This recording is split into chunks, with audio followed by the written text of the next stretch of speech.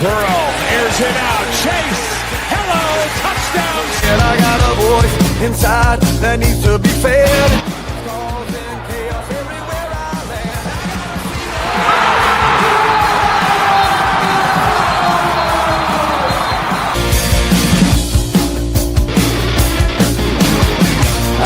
Are two of the best historically, just not thus far. Against these receivers. Making adjustments again, and there is Smith roaming free, breaks a tackle. Ohio State strikes quickly. What's up, everybody, and welcome back to Ohio Sports Talk. I am your host, Doug. That's the coach, Jordan Maxson. And Jordan, it is a damn good day to be a fan of Ohio sports. How you doing, buddy? I'm on cloud nine, brother. Family's doing great. I'm doing great. You know, we're doing awesome things here behind the scenes here at Ohio Sports Talk. And like you said, our sports fandom has a lot of reasons to be excited. Can't wait to dive into it tonight. How are things in your neck of the woods, brother? We're doing good, man. We're doing good. You know, flag football, we took another loss, but the team is getting better. We're looking more and more like you know, what we know what we're doing out there. We lost 14-12 this past weekend. We lost on a 2-point conversion we missed, but things are going in the right direction. And then Jordan, like we said, sports, man, absolutely taking off. We had the draft all weekend. We had FC Cincinnati. We had the Cavs play. We had the Reds play all weekend. The Cavs are up 45 points on the Heat right now. We're going to talk about them here in a couple minutes. The Reds have just won their fifth straight game. Quick shout out to Roger Straz from the Red Hot Reds podcast, who've also been absolutely killing it. If you missed their show last night, please go check it out. It'll be linked in our show notes. Amazing stuff is happening, Jordan. We've got something cooking up right now behind the scenes that we've been talking to a couple of different people about. We're in a good spot, buddy, and I am beyond excited to talk sports with you tonight. Any final thoughts before we just jump into the show? No, I think we're gonna dive right in, Douglas. It's it's a loaded show, and we can't waste any time here. All right, let's talk about it then. The Cincinnati Reds are now 16-13. This graphic was made before the final score went official. 16-13, Jordan. I am absolutely pumped about this. I here's the thing. 5 straight wins, Jordan. You know, we talked about this last week. We had to go 4-2, 5-1 in that last 2 series. And we ended up taking care of business against the Rockies. We didn't take care of business against the Marlins like we thought we would, but we won the last game of that series and gave us some momentum heading into the Rockies series. And now we've won 5 straight, Jordan, taking the first game of the Cardinals series. Just give me a little replay, a little rewind of the weekend, and tell me what you've seen from this team the last couple of days. Like you kind of hit it on the head, Doug. The compass was pointing not great. We went down to Miami. Things weren't that great. You know, from both the pitching standpoint and offense standpoint, things look a little stagnant. But Terry Francona, he's got these guys together. But going into this series, and I pounded the table on our last episode, I said they got to make a sweep before they come home to the Cardinals. For sure, they got to win them all. And Douglas, they hit the nail on the head. This has been a great performance from the starting pitching, the bullpen. But Douglas, the bats have finally come alive in Cincinnati. And that's something we were kind of worried about. You know, guys weren't batting more than, 250, 260, even lower than that, lower than that. I'm just being nice right now because they're on, we're not here to retread some bad memories, but things were looking grim, and that's the way I'll put it. But Doug, I'm super excited. The defense has got me more excited. The errors look worse. The base running looks better. The decision making looks cleaner. We're not trying to take more than what we're being given, and things look a little bit in sync. So how do you proceed from one series to another, and especially now this win over the Cardinals at home?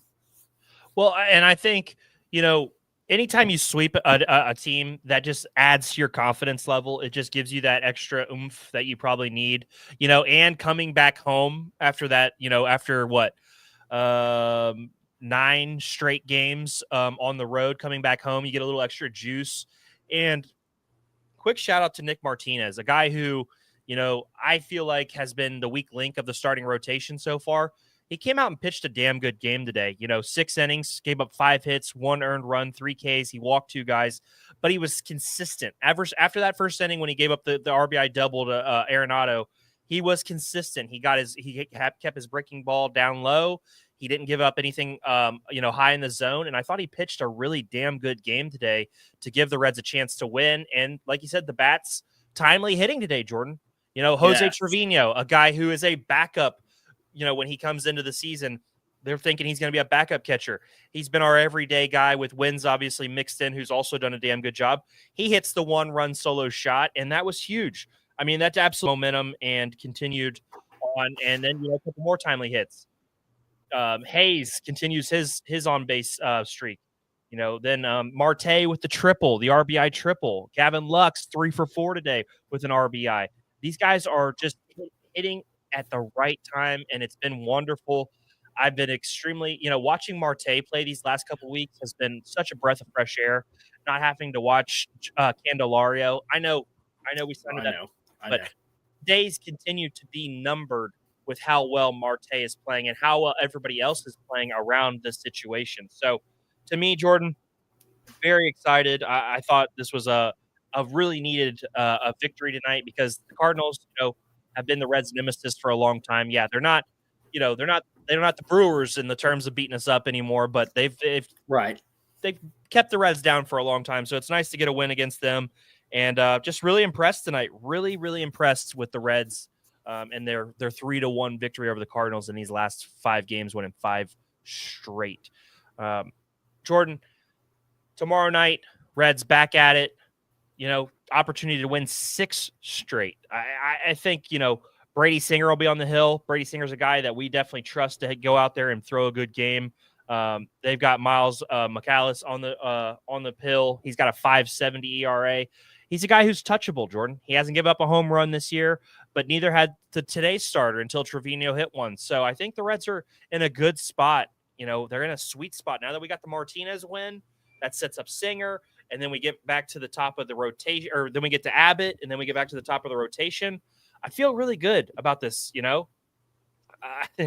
Roger, some are saying the Reds are red hot. So quick shout out to Roger.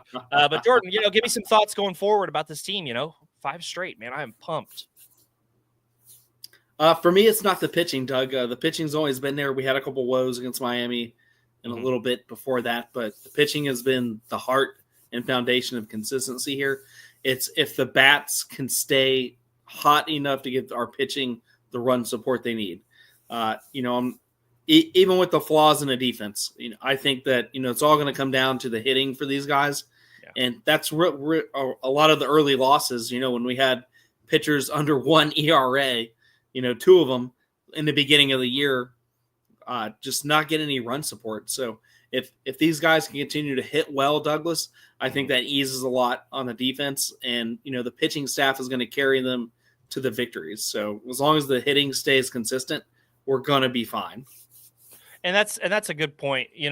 The issue this season has been the bats, and we finally have seen a little upturn here in the bats. Quick shout out to Matt McClain, who finally got off the schneid. He was 0 for 21 before that bloop single today. Correct. And that was huge. He needed that badly. I mean, I feel kind of bad. I felt bad for him, but when you're hitting that poorly, it feels like something has to change. And he finally was able to get one to hit grass out there. So very happy for him. Jordan, this lineup just feels more complete now. It feels more settled. Does that make sense to you that, Candelario's kind of, rotating at DH? We've got obviously Marte at third base pretty much every day. We've got the outfield somewhat set with Lux playing every day. I feel like the lineup is more set now. Does that make sense to you? 100% makes more sense because, when we started, we thought, what we thought we had, along with some injuries and, things of that nature, it's been kind of fluctuated. So, Doug, I think that, and kind of the same thing, I said about FC Cincinnati, new faces, new players. Mm-hmm. We didn't have a huge change in personnel, but we had a lot of personnel that had to learn how to mesh together, especially when it came to the infield. And there's still some woes there. In the outfield, we still need answers for long term. But right now, it's starting to gel together, and they're starting to communicate well. And this lineup is starting to find its footing. So Terry, hats off to Terry Francone for really kind of maybe piecing this together, because I fully think that this winning streak is, he's going to be kind of the brain work and the heartbeat behind it. I'm with you there. And I feel really good about this team going forward, Jordan. Exciting night. I'm going to type that in the chat. Hashtag extend Austin Hayes. Absolutely. Hashtag extend Gavin Lux. Keep all these guys around. The way they're playing, Jordan, is absolutely phenomenal. Great win again today, 3-1 over the Cardinals in a very important win, in my opinion. We've got 3 more against these guys, Jordan. We've got to win this series. And, hey, Roger said it. Going to be expensive, though. Jordan, the price tag continues to go up. We're going to be saying that for Austin Hayes now. We were saying it for Jamar Chase and some of these other guys. Now we're saying it for Austin Hayes. Hey, we're saying it for Ellie. We said it for Jamar. We said it for T. We know we said it for some Browns players as well, Doug. Don't let's not take credit. But it's we're Ohio Pro Sports. When it comes to that, the price goes up every day, and management likes to keep us on our toes. All right, Jordan, obviously excited about the Reds, but let's talk about something else that's pretty exciting. Our Cleveland Cavaliers, Jordan. I went ahead and booked. I said Cavs sweep because, damn it, Jordan, they are running Miami out of their own building. Right now, they are up 45 points in the third quarter with 3 minutes and 34 seconds to go. You know what? You said it. You said sweep. I said 5 games.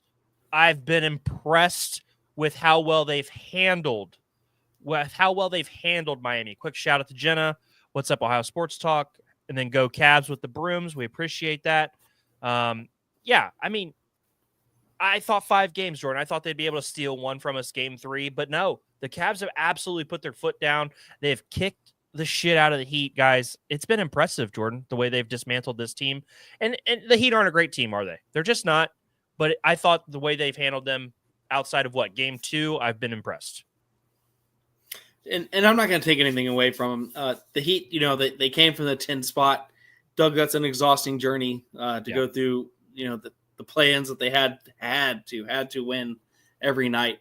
And, but you look in the landscape of the NBA, and the best 2 teams have always been, Cleveland and OKC. OKC completed their sweep, and now Cleveland's on pace to complete their sweep tonight as well. Mm-hmm. So the top 2 teams in the NBA are doing what they're supposed to do right now. I love the lineups. You kind of chimed in on it. I love Dean Wade getting in there. I'm a little worried about what it means for Isaac Okoro, but when the Boston series comes around, not if, when the Boston series come around, I think he'll have a place. I think Okoro will have a bigger place in the Pacers, because I think that's that's ultimately who we're going to face, especially after their performance of late. So just seeing these rotations, Doug, and the depth right now for Cleveland, because every game's been a different way to winning. You looked at game 1, it was our backcourt. You looked at game 2, it was the Twin Towers just getting it done, banging underneath. We looked at game 3, no Darius Garland, a bad game from Donovan Mitchell. When it comes to 13 points, no problem. And, again, our Twin Towers came in and answered the call, but our bench, Hunter, and just not enough can be said about these guys coming off the bench right now, Doug, because we have 2 6-man of the year, in my opinion, playing for the same squad. And, a lot of I think especially, Hunter and them, they could probably start somewhere else. So, that, it's just really a testament to the front office. Kobe Altman, we haven't always been kind to him, but he has proven us wrong in the best way possible. When you want to be proven wrong, Douglas, this is how it's going to be done. But I just love seeing the different phases and different ways with the Cavaliers have come out and won this game, because, you look at the rest of the league, they're starting 5. They're playing heavy minutes. You look at the Lakers, it's a 2 to 3 man show. I'm not taking away from their talent. I'm just talking about depth. You look at depth around the league, and it's just really non-existent. So the fact that we have this comfortably, set in for rotations it's going to pay big dividends moving forward. How do you feel about the series? And Doug, we're finally here, man. We're right back where we were last year, going into the semifinals. Yeah, and that's a good point, Jordan. And I think you hit on it. The rotations, man. With Garland being out, we've gotten to see more Dean Wade and DeAndre Hunter minutes, and I've really enjoyed those minutes because those guys can switch everything. They are great rotation. Those guys covered so much ground when it's coming to closing out on three-point shooters and making difficult shots happen. I mean, there were multiple plays today where Dean Wade helped, recovered, shut down the corner three. I mean, I'm hopeful that, with even when Garland gets back, that Kenny Atkinson can feel a little bit comfortable having the more defensive group out there, because against Boston, against potentially New York, even the Pacers, you're going to need some defensive lineups out there every now and then. And I think that this has given some extra faith in those type lineups because they were super effective against the Heat. And the Heat are not a great offensive team. They've got Tyler Hero, they've got Bam, and that's about it. So it'll get more difficult from here. The Pacers are a high up-tempo team if we end up playing them, which I think we will. They're up 3-1, and they've got a chance to close it out coming up back at home tomorrow night. So I think we'll end up playing the Pacers, Jordan. It'll be nice to get an extra couple days rest here before that series starts. But all in all, hey, it's a sweep. We played solid basketball. I'd like to see Mitchell play consistently a little bit better, but it was never in jeopardy, and I feel really good going into this next round. Pacers will be a different challenge. They'll be a much better challenge for the Cavaliers. Well, and you're kind of chiming in on Mitchell, which I agree a little bit. But game 2, Mitchell, when the game was on the line, we gave him some minutes on a bench to get it together. But he came out and he closed the game. We had that great performance from the bench. The 3 barrage, the whole 9 yards, that really separated the game there in the second quarter. And then the Heat came and made it a real ball game, closed the gap. And when everything else looked like it was kind of the walls were closing in and Cleveland was kind of going back to that JB era, Donovan Mitchell came off the bench and just sparked a total and complete takeover. He came out in baseball terms. He came out to be the closer, and he played a little bit of hero ball, Doug, and he shut it out. And game 4 here, he kept the same pace. He came out, really making us relax. I already forgot about game 3 and his 13 points because he came out and scored 15 in the first quarter tonight. Yeah. So I think Mitchell will get better, but also he's playing as a career low in points because he's playing with guys like Ty Jerome, because he's playing like guys with, Hunter, and we have Evan Mobley, and we got, the walking double-double and Jared Allen. So, he's surrounded by talent that he's never had in his career, where I think that unless it's time to close out a game, there's not too much really shouldered on him right now. Yeah, I think it's definitely helped him a lot, and I'm expecting him to be fresher as we get into the playoffs deeper. But yeah, Jordan, excited, man. We'll obviously be on here Thursday to probably talk about the Pacers and the Cavs matchup a little bit more in depth. So I'm excited about that, man, because there's going to be some fun matchups on the court in that series. So we'll save that for Thursday, Jordan. Let's get into a little bit of Dayton boy too, a little bit of UD love too. Oh yeah, little Obi Toppin. We'll talk a little Obi Toppin on Thursday. But let's transition, Jordan. Let's talk about the Cincinnati Bengals 2025 NFL Draft. Oh man, that laugh right there tells you a lot about how Jordan feels about this draft. Jordan, before we get into it, let me pull up your grades here. Because I thought you did an excellent job with the grades. Let me turn off the ticker here so we can see all the way about Jordan.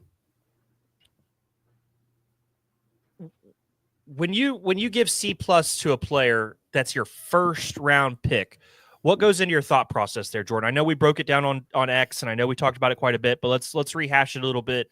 When you go out and you get a player with big time upside. I mean, he really does. He has big time upside. What makes you go with C+ there for his grade?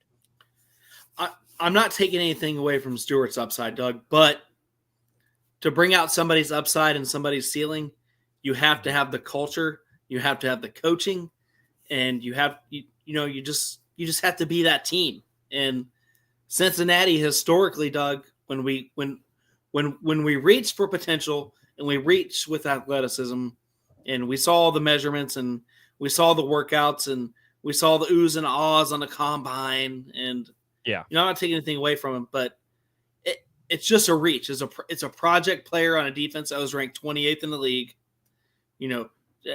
For a defense that outside of one man, we really didn't have a pass rush. Our second best pass rusher was Joseph Osai at 5 sacks, and it just drops off from there. Our third best guy on sacks was BJ Hill coming from the defensive tackle position, and that's not even from the 3 tech. So it's just, man, it just didn't feel great for me. There were a lot of guys on the board that I thought might have more production, and his on-field production. I mean, 4.5 sacks and 3+ years of starting, that's a tough pill to swallow for me to say, this is our guy at 17 to the worst defense in the league, right there in the bottom tier. This is who we want to bring it all in. And we still don't know if Trey Hendricks is going to play, Doug. So that's the big thing. That's the big thing. There's a lot of things here that I felt like, the Bengals, I won't say we because I'm not part of the organization, but the Bengals. Is that your fault or theirs? It's 100% theirs. But, I'm not taking this. But, it's just, and I'm not in a first-year defensive coordinator. That's a lot to ask for. Hey, you need to turn it around with a guy that has great measurables, but we don't know if he's going to, produce on the field. And we've had guys that great, they're like, oh, he gets back there and he disrupts. We've had that. We've had, Cam Sample gets back there and disrupts and played well against a run. And not taking anything away from him, but it's just. So you think the pick was flat? You thought there were guys that were available that you should have taken before him? 100%.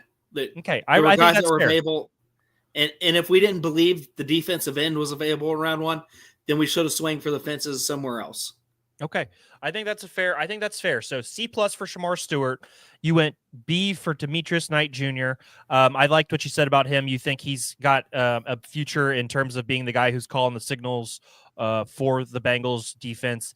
Then you go Dylan Fairchild, the guard from Georgia. He's not Tate Ratledge, but this is a position of need, and you got a damn good player, an SEC quality player, a guy who played a lot of games for Georgia. You gave him an A.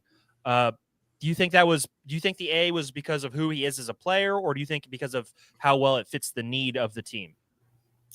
I think it's the need, but you look at his play grading. The guy is an absolute monster when it comes to pass protection, and that's what the Bengals do. The Bengals are going to be a pass-first team, whether it's RPO, the deep ball, or just trying to shred you across the middle. It's Joe Burrow, Shamar Chase, it's T. Higgins. We spent a fortune keeping those guys together, and that's where I'm happy with it. Pass grading, somebody that's not going to get Joe Burrow killed, night in and night out, especially some of these top-tier pass rushers in AFC North that we're going to face twice a year. So, this guy ranked in the top tier for pass, a little bit of mid-tier to bottom tier for run, but the Bengals are historically right now under the Joe Burrow era, not a running team. And what I think about right now is keeping Joe Burrow upright. So my grade is an A because he, like I said, for the guard position, he was graded top tier, and he looked great on the Senior Bowl.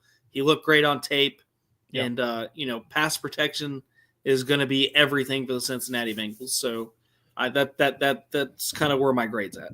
Okay, so then the Bengals go Barrett Carter at 119. They double up on linebacker, and do you think that's more because of the Jermaine Pratt questions? Do you think, what was your thought process when they took a linebacker here? Well, I was happy, and I explained a little bit on X that Akeem Davis-Gathers, parted ways. He was a free agent that left, and Jermaine Pratt's in question. So those are two guys that took a majority of the snaps last year. So right now, outside of Logan Wilson, we don't have a starting linebacker. So going, double dipping in the linebacker section, and for a guy that's got a little bit more, he's younger. He's a little bit younger than Knight, and you have to account for that. He has a higher ceiling than Knight. Knight's going to be more polished and ready to go, and to take the calls. But, this is a guy that's going to fill in the gaps, probably 2 or 3 seasons from now. He's going to be great, especially when it comes to special teams. We don't have any linebackers in that era right now either, outside of the Philadelphia Eagles linebacker. That his name's slipping my mind, but, the Philadelphia Eagles guy that we signed at linebacker is going to be kind of playing that role. Yeah. So definitely need some depth there because right now we didn't have any. Okay, then you move on to Jalen Rivers, offensive lineman from Miami. This is an interesting one. You gave him a C+. What was the thought process behind that? Because are you giving him that because he's not necessarily a guard, or what is your thought there? It just seemed like for me for a reach. This round a reach position wise. When you have to draft for need, in my opinion, as an analyst, it becomes a reach. Okay. There were better 5th round options, but this team needs offensive line. I said it before the draft, it was going to be trenches. The team did not disappoint. The organization did not disappoint when it came to, hey, these are a lot of trench players. It was the first time in a long time, Doug, we didn't draft any secondary. So yeah, it's, that really knocks onto the organization where it needs to go. So I just thought it was a reach, a guy that just didn't grade very well overall. He switched on the line a couple of different positions for Miami. I'm not taking anything away from his time there in college, but it just doesn't fit the mold of where the team's at right now. I would rather have looked for maybe a veteran player, but youth, a new offensive line coach. You want to get some new guys in there that is going to listen. So I understand it, but I stand by my C+. His athleticism, his measurements, his game tape. It's not a guy that's going to make an immediate impact. And, I'm not looking for that in the 5th round either, but it just, we drafted for depth and we drafted for need. So it's just another one of those we have to take it because we have to take it. Okay. And then last pick of the draft for you guys, Taj Brooks, running back, Texas Tech. My question here is, I like Taj Brooks a lot. I think he provides he's able to catch out of the backfield. He's able to run between the tackles. He's got a little boost when he gets into the hole. But my question here is, if you were ever thinking about running back, why would you re-sign Zach Moss? Why would you bring him back into the fold instead of just going with Chase Brown and whoever you wanted to draft in this draft? Which not to step on you, Doug. We didn't re-sign him. We restructured. He did take a pay cut. No, you're okay. And I'm not trying to bang on that. That's irrelevant. We restructured. He took a pay cut. There's less guaranteed money in his clause right now than there ever has been. Okay. And that's kind of like, we didn't bring back Chris Evans. We let him walk finally. That was a 5 years of it. And it really was, because that was 5 years of he would take a touchdown back for a kickoff in the preseason. He would light it up in the preseason. He'd make these, magnificent plays. The guy ran like a 4.40 coming out of the draft. Everything you wanted to see, but we never played him. So there had to be some outside factors. So I think Moss takes that. I think this bumps him down. And there's some questions with Piron too. Piron's not a young man like he once was. He had a great year for Kansas City. He's back in the fold. But, in my opinion, the competition for running back 2 and 3 should be wide open. It's a new offensive line coach. It's a new philosophy of doing things. We're going to look for more pass protection, which is why we brought Piron back in. He did that well for Mahomes. He did that great for us. He did that decent in Denver, but Denver was kind of a dumpster fire while he was there.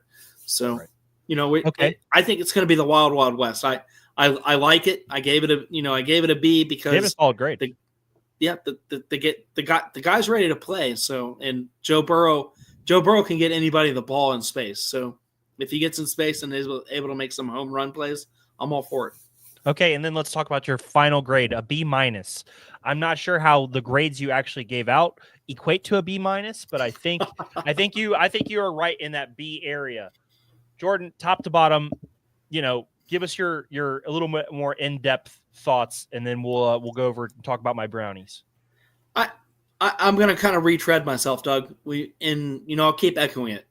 We went into this draft 100% purely based on need and to fill the corks in the sinking ship, which was the offensive line and the defensive line, yes. and a little bit of linebacker, and that showed it.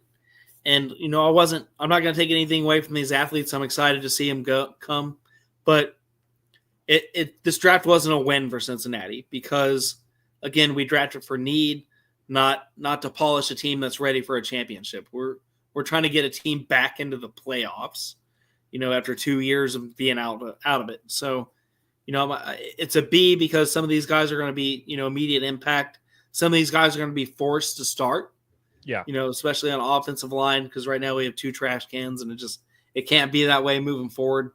So we'll see where it goes. And I'm going to stand by that comment and, we'll see what happens. Let me ask you one final question before we move on. Are you expecting opening day? Are you expecting Fairchild and Ford to be the 2 starting guards?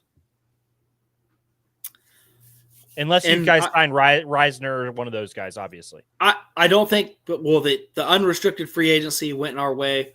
So the undrafted players went our way. So I think that I think the center from Ohio State is going to play one of the guard positions. If he's ready by July and can perform, I really think he's going to take that. Or depending on, because our center Ted Karras is under a 1-year contract right now, extension. Yeah. So if he was willing to maybe take another year, maybe we make a switch at center and we move him to guard, or in the future, there could be a lot of play out there. But I don't think both of them are going to be starting. I definitely think the boy from Georgia is going to be starting, and that second spot's going to be kind of in the open between Seth and Ted Karras or one of these other guys that may or may not move over. I'm glad you brought that up because, and we'll talk about it real quick. Seth McLaughlin, the Ohio State center, went undrafted because he obviously, had the injury that took him out. That's a guy who I think if he could get back to 100%, is a guy who I could see being your starting center for 10 plus years. He's that kind of player. He's that kind of bulldog that you want on your offensive line. I don't know if he'll be good to go by when you think, but he's a guy who I think was a really smart pickup by you guys. And I think he's a player who could contribute to you guys, maybe not this year, but maybe down the line. A guy who maybe, Ted Karras has done a phenomenal job in Cincinnati, but, with everything that he does. But, on the football side, Seth McLaughlin could be the future at the center position for you guys. Let's move on, Jordan. Let's talk a little bit about my Cleveland Browns. Yes. Give me all the drama. Woo! Jordan. Let me get a drink in here before you go on. Let me start by saying, if we didn't make the Dylan Gabriel 3rd round draft pick, I would say this was a home run type draft. I thought this was a really good draft. If you told me that the Browns drafted Xavier Watts instead of Dylan Gabriel in the 3rd round, I would think that we were gearing up for a good season. And we still might, Jordan. We still might. But I felt like when, pick 94 came, or, when the pick came and they took Milroe a couple picks before the Browns drafted Gabriel, it felt like the front office panicked and didn't have a plan. And that was how Gabriel ended up on the Browns. And they've come out later and said, Gabriel's our guy. We had him rated over Shadur and Milroe. No, you didn't. No, you didn't. Because nobody did. Nobody did. He was on a lot of boards. He was like the 7th or 8th or 9th guy. And that's, there were some that had Will Howard above him. It feels like sometimes, more than not, the Browns want to be the smartest people in the room in terms of their front office. Andrew Berry wants to be the smartest guy at the table, and routinely this front office has outsmarted itself and been detrimental to the team that's on the field. And I feel like if Dylan Gabriel never works out, that'll go down as one of the biggest wasted 3rd round picks in a long time, when there were guys who could start and contribute this season. And then 2 rounds later, Jordan, 2 rounds later, you trade up to get Shadur Sanders, a guy who most people rated higher than Dylan Gabriel. Most people has the second best quarterback in this draft. It just did not make a lot of sense. So we've had a couple days to think about it. Let me show you what we've got. All right, Browns draft grades. Mason Graham. I thought trading back for Mason Graham and adding extra picks was very smart. I thought it was a damn good move by the front office. I want to give them credit there. Mason Graham, to me, is a B-plus type guy. He is a really, really, really good football player. A guy, Jordan, that we have spent, the last 3-4 years watching kick our asses on Saturday. I mean, he has been nasty. I'm pumped to have him next to Myles Garrett. I think that's a guy. He's probably not going to be Aaron Donald. He's probably not going to be some of these other guys, but he's going to be a damn good football player. And he's going to help Myles Garrett get freed up a little bit. So I definitely think that's a solid pick. Yep. Tyler McGurk said he was an A+. I think that's fair. I went B+ just because he's a Wolverine. But then we moved on to the second round, Jordan, where we added a pick as we trade with the Jaguars. Carson Swissinger, the linebacker from UCLA. I gave it a B- because I was a little confused at the time. Upon further research and things like that, the guy is a tackling machine. He is led college football in solo tackles last year. I believe he might have been in the top 5 for total tackles last year. The guy absolutely gets it done. We talked about it. When we talked about it, you have to have a contingency plan in for somebody to take into his Devin Bush snaps in the future. So that's where I saw this pick going. And also, if JOK is able to recover from his injury that is up in the air still, if he's able to come back and if we can pair him, if we can pair JOK, Schlesinger, and Jerome Baker as our 3 starting linebackers and have Bush sub in and do his thing, that's a really solid potential linebacking crew for the Browns. So I'm pretty excited there. And then we move to the third round, Jordan, where we move to our second round pick.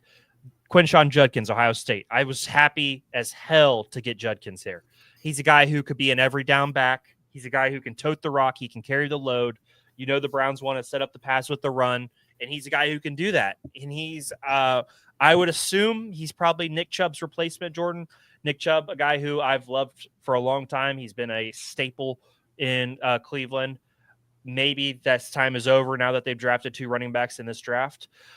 I think Judkins is the ever down back. I'm very excited about his potential here. I gave him an A, so you can see how excited I was about that. Third round, Harold Fannin Jr. from Bowling Green, a guy we got to watch a lot of. The best pass catcher and had the most catches out of any tight end, had the most yards out of any tight end. Harold Fannin Jr. paired with Njoku is a deadly, deadly combination at tight end. If Fannin Jr. can produce at this level. Then the Dylan Gabriel pick, we talked about that. It felt like a rush. It felt like a confusion. I gave it an F. If he's able to take some snaps, it could change, but it just felt like a bad pick. It still feels like a bad pick today. I'm confused. Next, Dylan Sampson, the running back from Tennessee. He's a home run hitter. He's a guy who can take the rock and be gone with it. Yes. I think that's a solid pick. I gave him a B. I think him and Judkins are the new look Browns backfield. We'll see what happens with Jerome Ford. And then last but not least, Shadur Sanders drops all the way to round 5, pick 144, Jordan. Yes. Incredible that we were somehow able to still get him in this draft. Because the Eagles were going to do it. I know. It's incredible. So I gave that pick a B because he was a guy who was touted as the second best quarterback in this draft, and we got him in the 5th round at spot 144. He's a guy who's going to come in and compete for the starting job, Jordan. And that's why it frustrates me so much that they drafted Dylan Gabriel there in the 3rd round, because it could have been it could have been an A level grade for this draft class. So I'm a little upset there. But that means Kenny Pickett's gone, right? I mean, no, I don't think so. Man, that just somebody's going to be at home on these games. I can't see. Yeah, somebody's not making the cut. Somebody's not making the cut here. I can't see it being Joe Flacco. I think Flacco's got to be at least the vocal leader, right? I would assume he's the mentor. To me, Jordan. To me, Week 1 will be Joe Flacco playing quarterback for the Browns. Now, if you told me by week 6 Shador has taken over, I would not be surprised either. Does that make sense to you? Oh, it makes 100% sense to me. But I just, for veteran leadership, I wouldn't keep Pickett over Flacco to mentor these young guys. If we're going to keep both young guys on a roster, it's got to be Flacco, because Flacco actually earned his ring. And today, we did not extend Kenny Pickett's option, so he might be a one and done. I don't know. It's an interesting situation, but overall, I'm good with the Browns draft. I thought we had a solid draft. I think we need to add a receiver. Do I think this team's a playoff team? No. I think we got another year of rebuilding to do, but it should be at least a fun year potentially, Jordan. Let's keep it going, man. News and notes time. Jordan, let's talk FC Cincinnati, buddy. When are we going to start getting the credit we deserve, Jordan? When are we going to start getting the credit we deserve for spawning this winning streak? I think we will. I think we're being recognized by the football and soccer community. Something just tells me we're being a little bit recognized. Maybe I'm wrong, but I think we're going to get some dues coming here. I could be. This weekend, FC Cincinnati beats Sporting Kansas City 2-1. My guy Kevin Dinky puts 2 in the back of the net. That is just incredible stuff, Jordan. FC Cincinnati is now at the top of the MLS standings. Hell yeah, they're 1 point above the Columbus Crew, 22-21, and then they've got some teams in behind them. Jordan, what is that? 5 straight now? Five straight in a wins. row. 5 wins in a row, and then the next game is on May 4th. That'll be Sunday or Saturday or Sunday. 4th be with you. Man, FC Cincinnati, Dinky the other night. Just a great game, man. A great game. But Doug, you've been calling it. You've been calling that he's going to be at least the top 5 or top scorer in MLS. Hey, somebody had to be the guy to put their foot down and say, this guy's going to lead the MLS in scoring. Right now, he's tied with Evander. They both have 6 goals each. These two are very, very good, man. When they've got the ball, at their feet. So right now, Kevin Dinky is tied for 2nd in the MLS. He is 1 goal behind the leader. I think I'm going to be right, Jordan. I think he's going to lead the MLS in scoring. I think on this pace, and I really want to give a shout out to this coaching staff. Really bringing this new personnel together from last year, because this was a lot to gel together, and I kept echoing that week in and week out, especially during their little bit of a skid losing coming out of the gates, that it was going to be ugly. And Doug, they have shaped it together. Well, number one, and there were a few spots ahead of Miami, and Miami used to be kind of the measuring stick last year when we started covering this hardcore. So we got Ohio right here, taking the 1 and 2 spot, really the left and the right hook. FC Cincinnati and Columbus Crew are doing their thing right now. Yeah, they are. It's been fun, getting into the MLS more. It's been a lot of fun. Next game is obviously against New York, and they are a struggling team right now. They have 14 points. They've lost a couple here. So I expect some more results. We'll talk about that a little bit more on Thursday, Jordan. And then let's talk about the Ohio State Buckeyes, Jordan. Our Ohio State Buckeyes. How many players did they have drafted, Jordan? 2, 4, 6, 8, 10, 12, 15 players. 15 players. And you know what? I'm going to take it a step further. Some jackass got on here and told me that Kyle McCord deserved to be on this list. You can shove that up your ass. That guy, he badmouthed Ohio State. He went to Syracuse. No. I'm fine. What happened was, we won the national championship. Why would you even bring that up in sour grapes? Blah, blah, blah. Ohio State won the national championship, Jordan. Will Howard took this team to the national championship. Kyle McCord could never. Good for him for getting drafted. Good for him. He got drafted in front of Will Howard. I don't know what the hell they were watching. If I had the option, I would have picked Will Howard before him. But 15 players drafted from the national championship team, Jordan. 15. It's awesome. Incredible stuff. when you're on top of the mountain, Douglas, it echoes, especially in a professional side. So, the league's going to be shaped by this. And, I'm happy some of these guys are going to be, day one, just day one base hit and run. And, and Denzel Burke, I'm thrilled he went to the Cardinals. Go check out an interview with him on YouTube. Yeah, he's an Arizona guy. Guy. Great. Yeah. And, I was kind of happy to see him stay there. I wanted him to go higher, but Doug, it's not where you start in the NFL.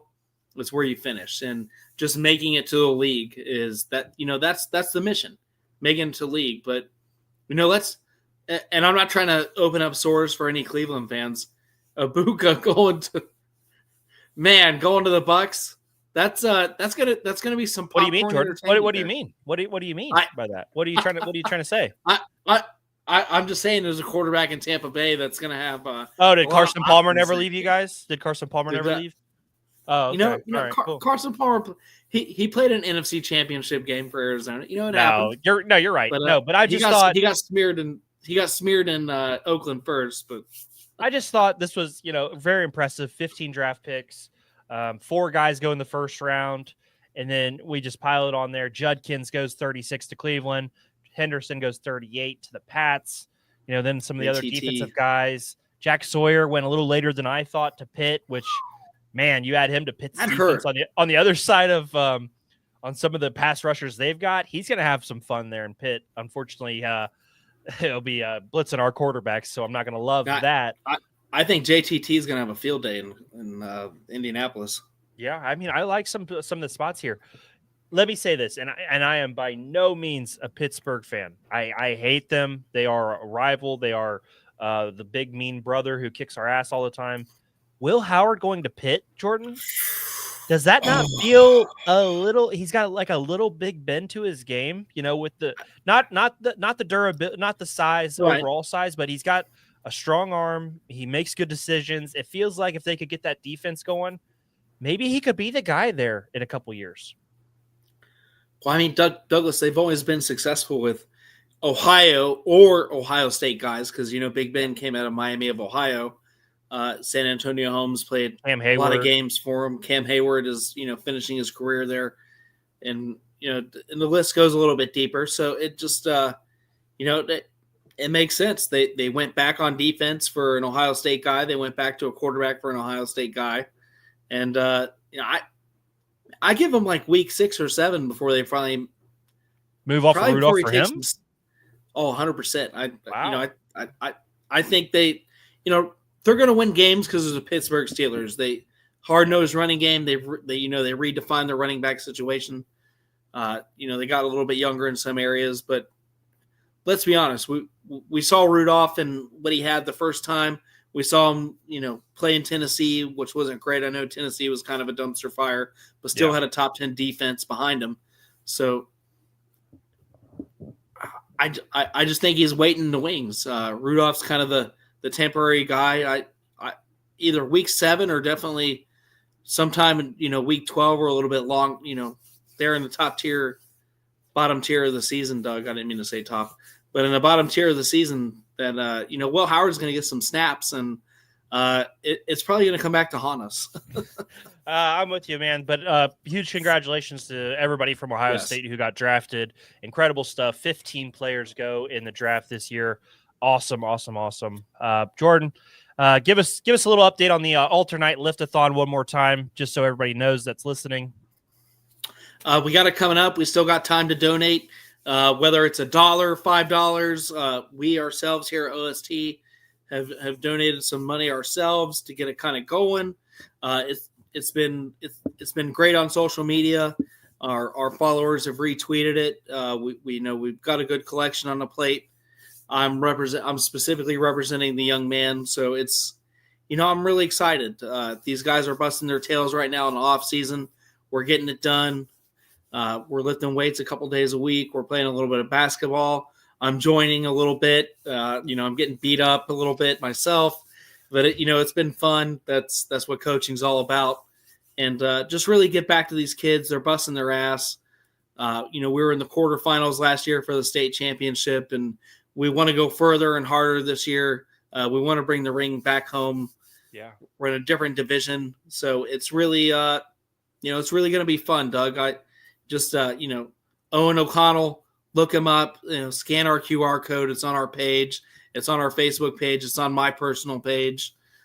Jordan Maxon 2 over on Twitter. Jordan Maxon on Facebook.